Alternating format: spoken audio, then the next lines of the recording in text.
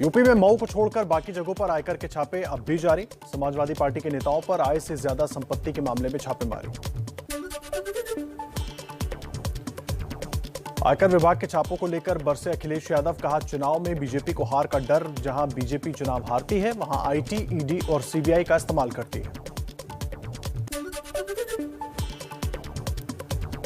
आयकर के छापे के बाद लखनऊ में समाजवादी पार्टी के दफ्तर के बाहर लगी होर्डिंग्स, लिखा गया हमारे पास अखिलेश है, बीजेपी के पास इनकम टैक्स, सीबीआई और ईडी है। यूपी में समाजवादी नेताओं के ठिकाने पर छापेमारी को लेकर सीएम योगी का हमला, बोले सारा भ्रष्टाचार समाजवादी पार्टी की सरकार में देखने को मिलता है। 5 साल में किसी व्यक्ति की संपत्ति आय से अधिक संपत्ति के मामले में याचिकाकर्ता विश्वनाथ चतुर्वेदी का बड़ा बयान, कहा अखिलेश के करीबियों पर नहीं बल्कि उनके कुनबे पर भ्रष्टाचार की कार्रवाई होनी चाहिए। इनकम टैक्स छापे के बाद अब यूपी की सियासत में हुई फोन टैपिंग की एंट्री। अखिलेश यादव बोले समाजवादी पार्टी के नेताओं के फोन टैप करवा रहे हैं सीएम, तो प्रियंका गांधी ने भी किया समर्थन। हमारे सभी फोनों को सुना जा रहा है और मुख्यमंत्री खुद शाम को कुछ की रिकॉर्डिंग सुनते हैं। सरकार लोगों के फोन टैप करने के लिए बैठी हुई है, कमरे में बैठ के विपक्ष के दलों के फोन सुन रहे हैं। अब आप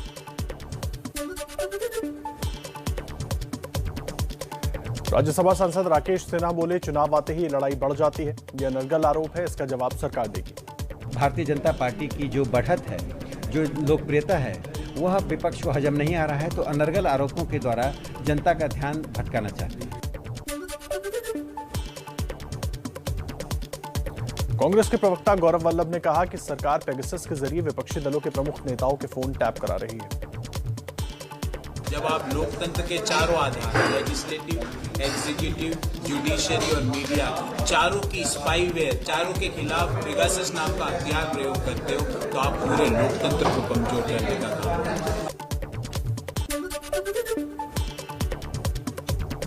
यूपी के 6 शहरों से बीजेपी की जन विश्वास यात्रा शुरू। मथुरा में सीएम योगी ने दिखाई हरी झंडी, अंबेडकर नगर में जेपी नड्डा, झांसी में राजनाथ सिंह, बलिया में शिवराज चौहान, गाजीपुर में स्मृति ईरानी ने जन विश्वास यात्रा को रवाना किया।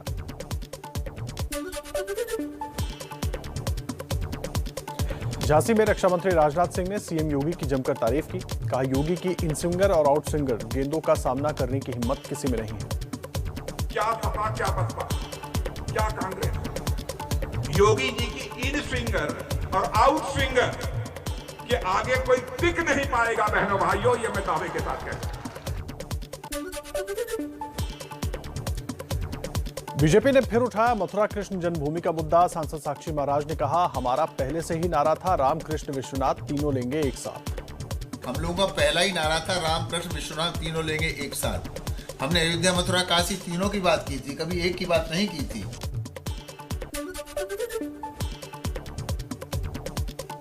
शामली में बीजेपी नेता विनीत शारदा ने कहा मोदी जी राम हैं, योगी जी लक्ष्मण और अमित शाह हनुमान हैं। एक तरफ राम की सेना है तो दूसरी तरफ रावण की।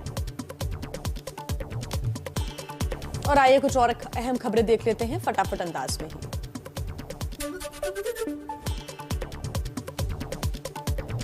अमेठी के बाद कांग्रेस महासचिव प्रियंका गांधी ने रायबरेली में महिला शक्ति संवाद रैली में योगी सरकार पर साधा निशाना, कहा बीजेपी सरकार में महिलाओं के खिलाफ अपराध बढ़े हैं, उल्टा महिलाओं पर ही आरोप लगा दिए जाते हैं।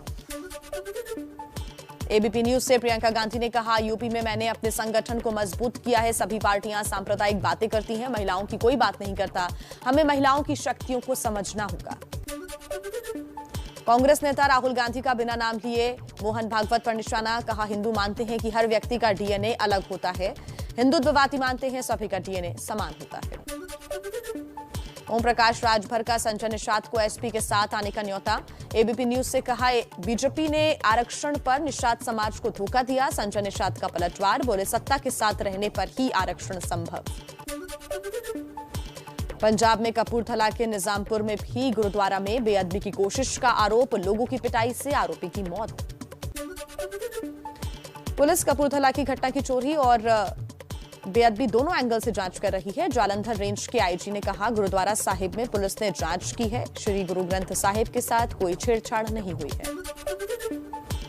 अमृतसर में बेअदबी के मामले के बाद सीएम चरणजीत सिंह चन्नी ने स्वर्ण मंदिर का दौरा किया। कहा, घटना की जितनी निंदा की जाए वो कम है। परसों बेअदबी के आरोपी की पीट कर हत्या कर दी गई थी। स्वर्ण मंदिर में बेअदबी की कोशिश के मामले में केस दर्ज। पंजाब सरकार ने जांच के लिए बनाई एसआईटी। 2 दिन में रिपोर्ट सौंपेगी एसआईटी।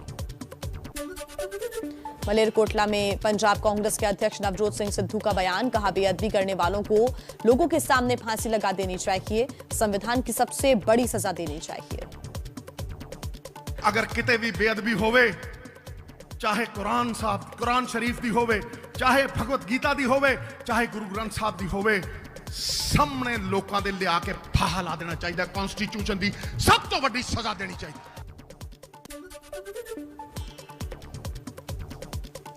अमृतसर के श्री हरमिंदर साहिब में बेअदबी पर अकाली दल के नेता सुखबीर सिंह बादल बोले, यह सब कुछ सोची समझी साजिश के तहत हुआ है। सिख पंथ इसे कभी बर्दाश्त नहीं करेगा। आरएसएस ने अमृतसर बेअदबी मामले की निंदा की। कहा, घटना दुर्भाग्यपूर्ण है। गुरु ग्रंथ साहिब और गुरु परंपरा हम सबकी साझी विरासत और श्रद्धा का विषय है। लखनऊ में कांग्रेस की स्क्रीनिंग कमेटी की आज बैठक। पार्टी महासचिव प्रियंका गांधी करेंगी अध्यक्षता। दीपेंद्र हुड्डा समेत कई नेता होंगे शामिल।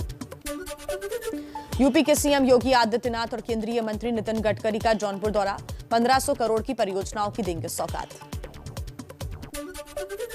लखनऊ में आज देश का अब तक का सबसे बड़ा ड्रोन शो। मुख्यमंत्री योगी आदित्यनाथ होंगे इस कार्यक्रम में शामिल। चलिए अब कुछ और अहम खबरें आप तक पहुंचाएं तेज रफ्तार में। लखीमपुर खीरी हिंसा के मुख्य आरोपी आशीष मिश्रा की जमानत अर्जी पर जिला अदालत में आज सुनवाई। एसआईटी की जांच में साजिश का खुलासा हुआ। केंद्रीय गृह राज्य मंत्री अजय मिश्रा टेनी के मुद्दे पर आज भी संसद में हंगामे के आसार। टेनी के इस्तीफे की मांग पर अड़ा है विपक्ष।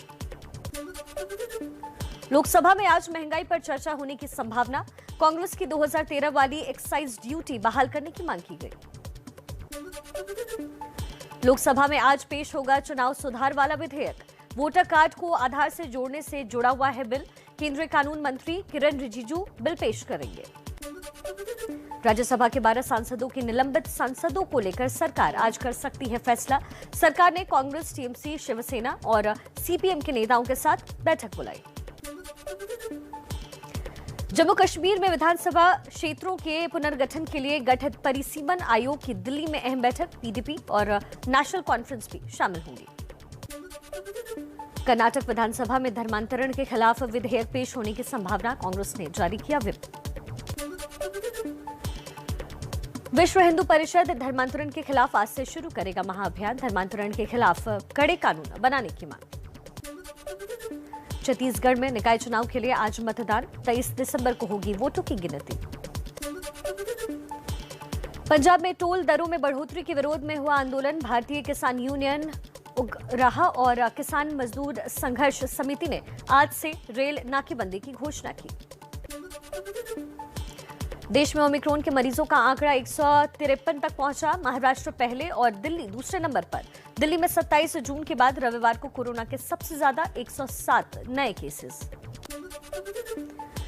देश में बढ़ते कोरोना खतरे से बेपरवाह नजर आए लोग। पटना में एबीपी न्यूज के कोविड रियलिटी चेक में बिना मास्क लगाए घूमते नजर आए लोग।